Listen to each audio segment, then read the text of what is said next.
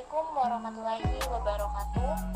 Video ini dibuat untuk memenuhi salah satu tugas mata kuliah Fatwa Bisnis Syariah dengan dosen pengampu Dr. Muzalifah SPDI MSI. Di video kali ini saya akan membahas tentang urgensi fatwa MUI dalam pembangunan sistem hukum ekonomi Islam di Indonesia. Sebelumnya, perkenalkan, nama saya Abidah Masrurah dengan NIM 2014110147 dari Prodi Perbankan Syariah semester 4 kelas A. Materi yang akan dibahas yang pertama, pengertian Majelis Ulama Islam atau MUI. Yang kedua, politik hukum Islam dan pembangunan sistem hukum ekonomi Islam. Yang ketiga, urgensi fatwa MUI dalam pembangunan sistem hukum ekonomi Islam. Yang pertama, pengertian MUI.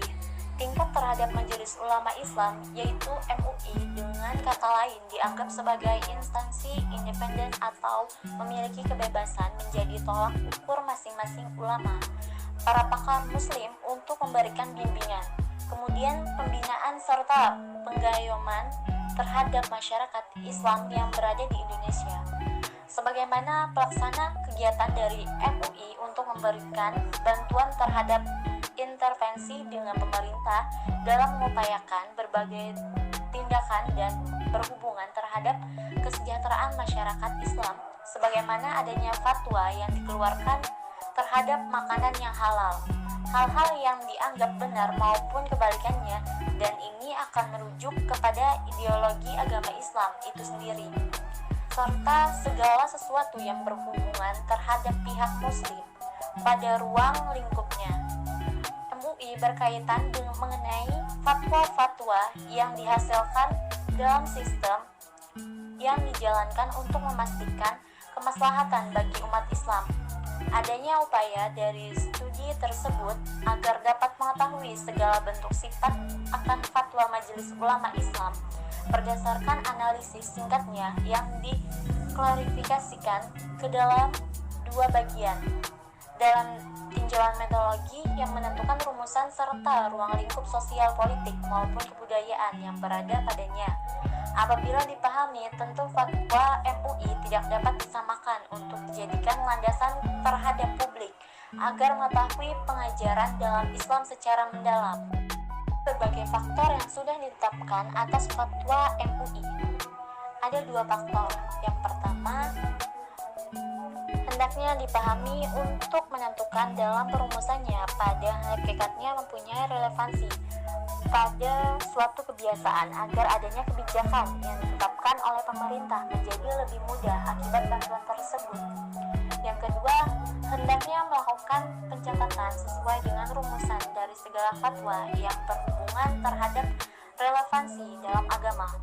Hal ini dapat dibuktikan sesuai rumusan dari masing-masing fatwa yang tentunya sudah dilatar belakangi akibat kompetensi terdahulu serta ketidakpercayaan terhadap masyarakat Islam bagi mereka masyarakat Kristen yang berada dalam negara yang sama. Tidak penting sekiranya disebutkan adanya fatwa MUI yang berhubungan terhadap pelarangan merujuk kepada agama Islam dalam mengikuti perayaan Natal sebab dilatar belakangi secara langsung dari permasalahan kompetensi yang terjadi dalam ruang lingkup masyarakat demikian. Materi yang kedua adalah politik hukum Islam dan pembangunan sistem hukum ekonomi Islam. Berdasarkan pendapat dari Sri Swemantri menjelaskan, terdapat beberapa komponen yang utama dalam negara hukum, yaitu yang pertama, untuk menjalankan kewajiban maupun tanggung jawab dari pemerintah hendaknya berlandaskan terhadap segala bentuk penentuan hukum maupun undang-undang yang berlaku. Yang kedua, terdapatnya suatu jaminan yang diberikan akan hak asasi manusia yang berperan sebagai warga negara. Yang ketiga, adanya kekuasaan yang dibagi sebagaimana mestinya. Yang keempat, memberikan pengontrolan sesuai dengan sub-badan peradilan. Berdasarkan pendapat dari Ismail Sunni dalam menjelaskan politik hukum Islam yang berada di Indonesia, yaitu tahap tertentu untuk memperoleh hukum Islam yang berlaku menjadi rujukan dalam penentuan hukum terhadap negara, yang menyebutkan menjadi politik hukum Islam Indonesia sebagai aturan hukum. yang dapat dan sudah dilaksanakan dalam tinjauan nasional dari pemerintah Indonesia pada beberapa cakupan dari politik hukum Islam untuk mengadakan perkembangan ataupun perubahan akan hukum yang berlandaskan pada seluruh materi hukum Islam dengan menyesuaikan pada kepentingan publik. Urgensi fatwa MUI dalam membangun sistem hukum ekonomi Islam. Fatwa dengan kata lain, jika ditinjau dalam istilah mempunyai makna sebagai argumentasi maupun penafsiran atas permasalahan yang berhubungan terhadap hukum Islam. Pada bahasa Arab, menjelaskan makna fatwa dapat diartikan sebagai saran, kemudian pendapat, argumentasi, dan beberapa cakupan lainnya. Ada beberapa aspek yang menjadi landasan dari hukum Islam berdasarkan sumbernya, baik itu pada Al-Quran, kemudian Al-Sunnah, akal pikiran manusia, serta masing-masing penggunaan strategi diantaranya, yaitu pendapat ulama.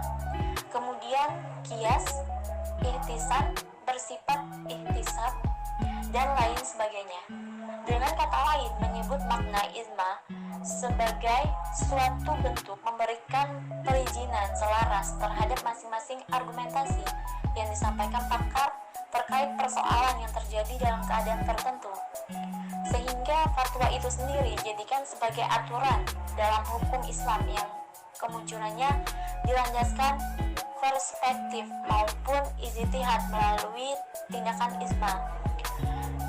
Tetapi tidak ada kesamaan dari fatwa terhadap ijma sebagai pada ijma itu sendiri sudah mengalami kesepakatan atau tidak ditemukannya pendapat yang berbeda terhadap permasalahan yang diketahui.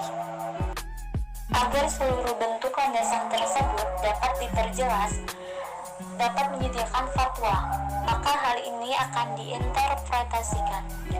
Yang A, apabila adanya fatwa yang diputuskan hendaknya memiliki landasan terhadap kitab Allah maupun hadis yang bersifat tabarok dan tentunya memiliki relevansi atas kesejahteraan dan kemaslahatan bagi umat manusia. Yang B, apabila ada beberapa cakupan yang tidak ditentukan pada kitabnya Allah maupun sunnah Rasul sesuai aturan dalam pasal 2 ayat 1, seharusnya pemberlakuan akan fatwa tidak berseberangan terhadap ijma. Muktadarnya suatu kias disertai terhadap penentuan berbagai dalil hukum lain sebagainya, yaitu istisan, persoalan maslahah, mursalah, dan lain sebagainya. Yang C, pada saat kebijakan dalam fatwa belum diputuskan dalam pengambilannya seharusnya dapat dilihat dari berbagai pandangan masing-masing imam mazhab sebelumnya, mulai dari yang mempunyai relevansi terhadap segala bentuk dari hukum yang memiliki kerapatan relevansi pada penggunaan dalil terhadap pihak yang tidak mempunyai kesamaan pendapat. Yang D, adanya perspektif pakar sesuai dengan permasalahan di bidangnya yang hendak ditekuni untuk menetapkan fatwa yang diputuskan dan dipertimbangkan nantinya. Mungkin itu saja materi dari saya. Kurang dan lebihnya saya mohon maaf. Wassalamualaikum warahmatullahi wabarakatuh.